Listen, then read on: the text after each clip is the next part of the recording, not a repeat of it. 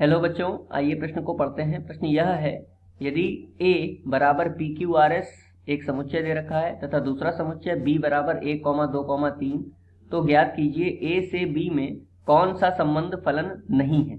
और एक संबंध दे रखा है R3 बराबर p, 1, q, 2, p, 2 तथा s, 3। आइए सर्वप्रथम प्रश्न की मुख्य अवधारणा को जान लेते हैं। मुख्य अवधारणा। देखिए, दिए गए प्रश्न को हम वैनारिक चित्र द्वारा समझेंगे।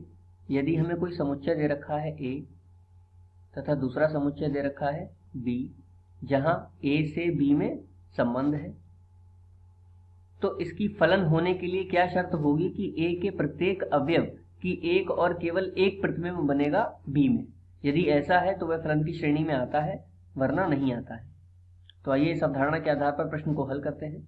देखिए, यहाँ पर एक समुच्चय A दिया गया है जिसमें 4 अवयव हैं P, Q, R और S, तथा B एक समुच्चय जिसमें 3 अवयव हैं 1, 2 और 3। तो देखिए, प्रश्न के आधार पर संबंध किसका किसके साथ में है। P का 1 के साथ में है तो P का 1 के साथ में बना दिया। Q का 2 के साथ में है तो Q का 2 के साथ में बना दिया। अब P का पुनः 2 के साथ में है तो देखिए एक ही अवयव के 2 प्रतिबिंब बन गए।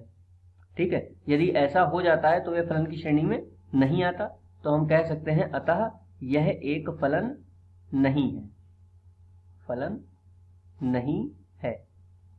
मुख्य अवधारणा के आधार पर यह दिए गए प्रश्न का उपयुक्त उत्तर है। आशा करते हैं आपको समझ में आया होगा। धन्यवाद।